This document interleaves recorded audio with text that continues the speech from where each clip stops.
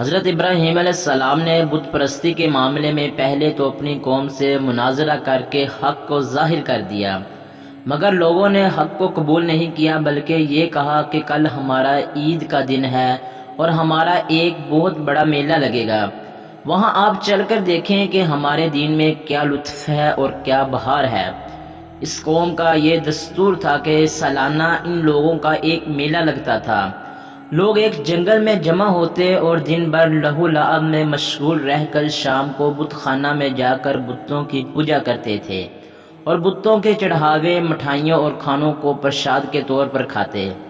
حضرت ابراہیم علیہ السلام قوم کی دعوت پر تھوڑی دور تو میلہ کی طرف چلے، لیکن پھر اپنی بیماری کا عذر کر کے واپس چلے آئے اور قوم کے لوگ میلہ میں چلے گئے۔ پھر جو میلہ میں نہیں گئے، آپ نے ان لوگوں سے صاف صاف کہہ دیا، اور مجھے اللہ کی قسم ہے میں تمہارے بتوں کا برا چاہوں گا بعد اس کے کہ تم پھر جاؤ پیٹھ دے کر۔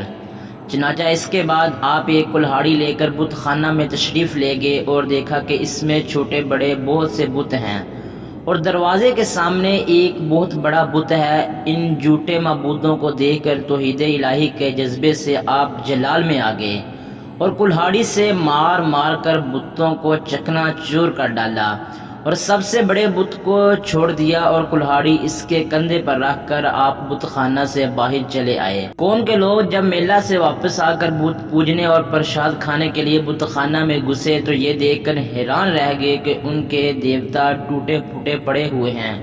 ایک دم سب بکھلا گئے اور شور مچا کر چلانے لگے، کسی نے ہمارے خداؤں کے ساتھ یہ کام کیا ہے، بے شک وہ ظالم ہے۔ تو کچھ لوگوں نے کہا کہ ہم نے ایک جوان کو جس کا نام ابراہیم ہے اس کی زبان سے ان بتوں کو برا بھلا کہتے ہوئے سنا۔ قوم نے کہا اس جوان کو لوگوں کے سامنے لاؤ، شاید لوگ گواہی دیں کہ اس نے بتوں کو توڑا ہے۔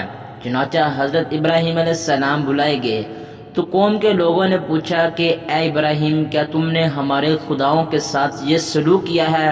تو حضرت ابراہیم علیہ السلام نے فرمایا کہ تمہارے اس بڑے بت نے کیا ہوگا، کیونکہ کلہاڑی اس کے کاندھے پر ہے۔ آخر تم لوگ اپنے ان ٹوٹے پھوٹے خداؤں سے کیوں نہیں پوچھتے کہ کس نے انہیں توڑا ہے؟ اگر یہ بت بول سکتے ہوں تو انہی سے پوچھ لو، وہ خود بتا دیں گے کس نے انہیں توڑا ہے۔ قوم نے سر جھکا کر کہا، اے ابراہیم، ہم ان خداؤں سے کیا اور کیسے پوچھیں؟ آپ تو جانتے ہیں کہ یہ بت بول نہیں سکتے۔ یہ سن کر حضرت ابراہیم علیہ السلام نے جلال میں تڑپ کر جواب دیا، کہا تو کیا اللہ کے سوا ایسے کو پوجتے ہو جو نہ تمہیں نفع دے اور نہ نقصان پہنچائے؟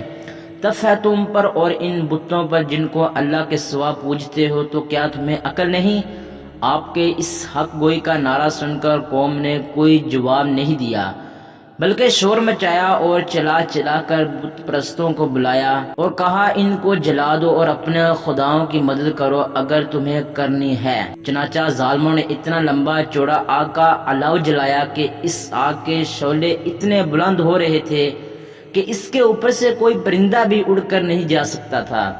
پھر آپ کو ننگے بدن کر کے ان ظلم و ستم کے مجسموں نے ایک گوبن کے ذریعے اس آگ میں پھینک دیا اور اپنے اس خیال میں مگن تھے کہ حضرت ابراہیم علیہ السلام جل کر راکھ ہو گئے ہوں گے، مگر احکم الحاکمین کا فرمان اس آگ کے لیے صادر ہو گیا کہ ہم نے فرمایا، اے آگ ہو جا ٹھنڈی اور سلامتی والی ابراہیم علیہ السلام پر۔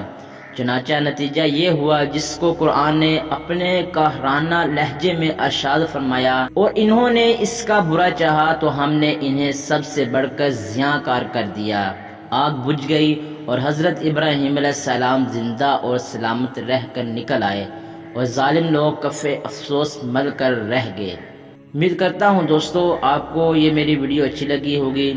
ویڈیو کیسی لگی کمنٹس کر کے لازمی بتانا، اور ثواب کی نیت سے ویڈیو کو آگے شیئر کرنا اور میرے یوٹیوب چینل کو سبسکرائب کر لیں۔ ملتے ہیں نیکسٹ ویڈیو میں، تب تک کے لیے اللہ حافظ۔